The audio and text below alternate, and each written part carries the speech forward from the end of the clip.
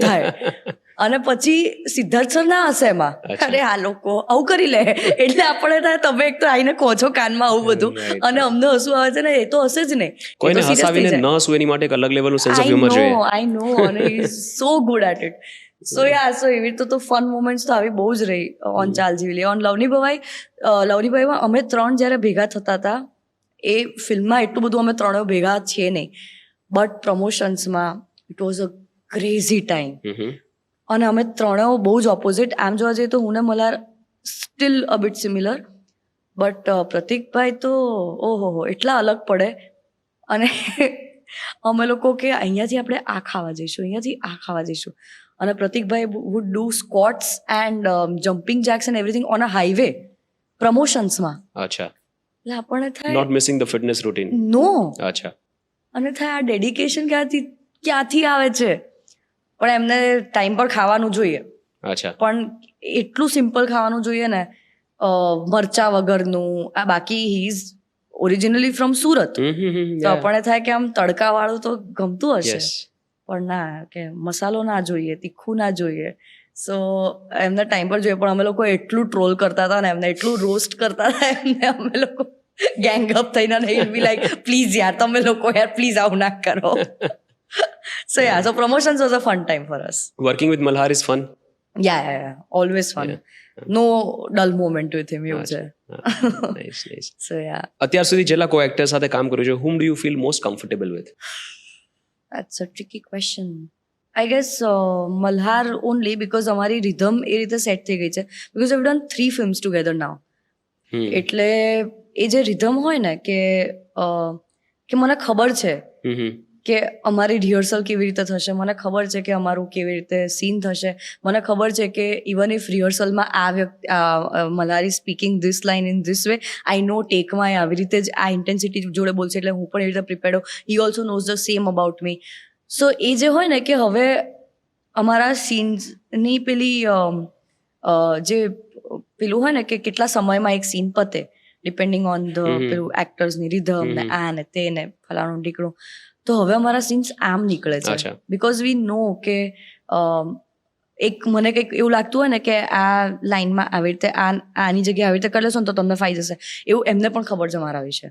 કે હું ક્યાંક ફંબલ થતી હોઉં ને તો એ મને એવું કહેશે કે રોય આ મારે અહીંયા આવું છે, એની જગ્યાએ મારે આવું છે, અહીંયા આવું કરી દે તો તને ફાવી જશે.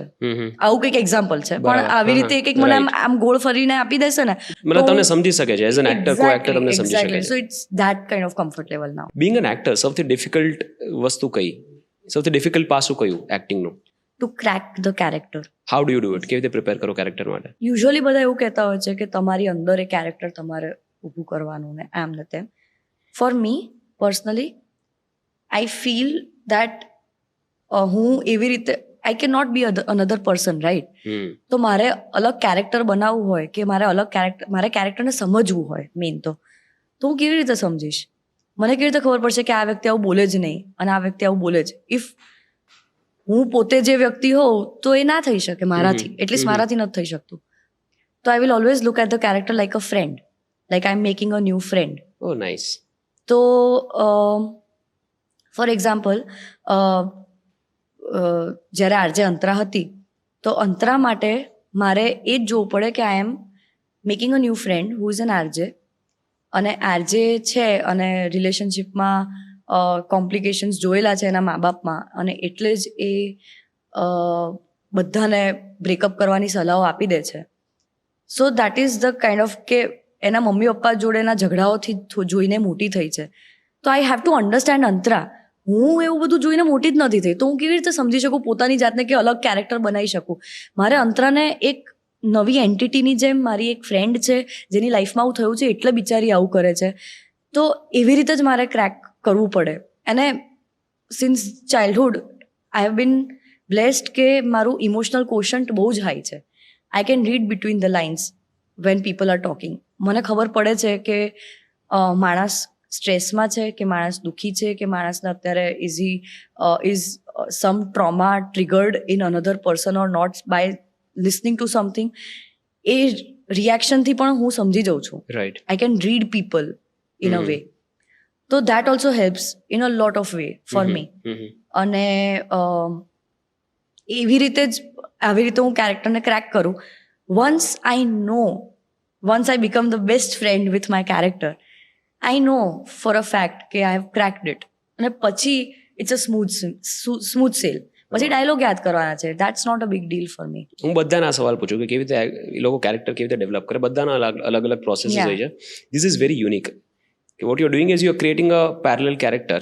એની સાથે ફ્રેન્ડ બનો છો અને પછી એને ઇમિટેટ કરવાનું છે. કરેક્ટ. Because અને now you પછી know that person. But that attachment is also very difficult. જ્યારે હું એક ફ્રેન્ડની જેમ આવી રીતે કેરેક્ટરને જોઉં ને, હું ડબિંગ વખતે તો રડું જોઉં છું. શું વાત બિકોઝ છે? Dubbing is the day where you have to let go of the character. અચ્છા. That is the day where you have to detach yourself and you have to So say you goodbye dub to the the entire movie. આ એક ખાલી process મારે થોડું technically Yeah. સમજવી છે. Everything. Everything. So then you have to stick to the script. જે ત્યાં જે બોલેલા હોય બોલ્યા એ જ છો બોલવું પડે. ઇમ્પ્રોવાઇઝ કર્યું હોય તો એ જ ઓકે. એવું તો એનું કંઈ Same. ડોક્યુમેન્ટેશન તો થતું હશે ને? અગર કોઈ ઇમ્પ્રોવાઇઝેશન થયું તો સ્ક્રિપ્ટમાં પણ ચેન્જ થતો હશે? થાય છે. અમુક અચ્છા. જગ્યાએ થાય છે, અમુક જગ્યાએ નથી થતું. બટ દેન એ સ્ક્રેચ, જે કેમેરાનો જે સ્ક્રેચ સાઉન્ડ હોય એ તો હોય જ. લાઈક કેમેરા સાઉન્ડ તો હોય જ, Okay, ઓન then જ you know what to રાખે say. તો બરાબર. સંભળાય આમ. Right, right. પણ એ છે ને રસ્તા ઉપર ને બધા પર ક્યાંક ઇમ્પ્રોવાઇઝ કર્યું હોય ને, અને કેમેરાના સાઉન્ડમાં એ because of the traffic and everything સંભળાઈ ના પણ શકે બીકોઝ ઓફ દેટ Right. બહુ જ અવાજ હોય એટલે કદાચ ના બી સંભળાય. પણ એના માટે પણ અમે લોકો લેપલ ને બધું પહેરતા હોઈએ છીએ, જેના Right. કારણે ડબિંગમાં Backup. એટલું Right. ડિફિકલ્ટ ના થાય. Nice, Yeah. nice. So ડબિંગમાં it is difficult to say goodbye to the character because promotion ને બધુંમાં તો તમારે હા, હા. આરો જ બનીને જવાનું Right, હોય. right. તો ડબિંગમાં you have to say goodbye and say it was good meeting you. And so એ ડબિંગનો portion is always a bit emotional for me personally. એવું કોઈને ખબર નથી હોતી, પણ મને એવું થાય છે કે યાર last day of Antara or last day of Ketki એવું ફીલ થઈ જાય મને. એન્ડ અને પછી તો સીધું સ્ક્રીન પર જોઉં ત્યારે હું કંઈક બીજું જ જોતી હોય એવું જ લાગે. Some Right. Other person only. I can never see it as me doing it ever. અરે Bollywood for a very long time hero centric રહ્યું છે, Yeah. રાઈટ? અને કોઈ પણ ફિલ્મ ઇન્ડસ્ટ્રી સ્ટાર્ટ તો Any hero film centric. industry. Even વેસ્ટમાં Yeah. જો તો જેમ્સ બોન્ડ ને બધું છેલ્લા 10-15 વર્ષથી એવી મૂવીઝ બનવા લાગી કે જેમાં ફિમેલનો એક સિગ્નિફિકન્ટ રોલ હોય, Correct. કા ફિમેલ સેન્ટ્રિક મૂવી Yeah. હોય કે ફિમેલ લીડ હોય ને એના ઇર્દ ગિર્દ આખું પિક્ચર હોય ને હીરો કોઈ નાનો એવો રોલ પ્લે કરતું હોય. ગુજરાતીમાં શું સીન છે? What you think? સ્ક્રિપ્ટ તો વધારે મેલ સેન્ટ્રિક લખાઈ રહી છે. ઘણીને અમુક ફિલ્મો એવી આવે છે, પણ જે આવે છે ને એ it is creating waves across. Hellaro હોય, કચ્છ એક્સપ્રેસ હોય, વશ હોય. એટલે આવી રીતે બહુ જ પેલું મળી રહ્યું છે. I still doubt the box office thing કે જે થઈ રહી છે કે એ એટલું કમાઈ રહી છે જેટલું મેલ સેન્ટ્રિક કમાઈ રહી છે કે નહીં, મને આઈડિયા નથી વેરી ઓનેસ્ટલી. બટ જે પણ ફિમેલ સેન્ટ્રિક બની રહી છે એ એટલી સરસ બની રહી છે. સો વાય નોટ મોર? રાઈટ. એટલે વધારે બનવી જોઈએ. બનવી જ જોઈએ. Of course. Right. It is still ઓછી બની રહી છે.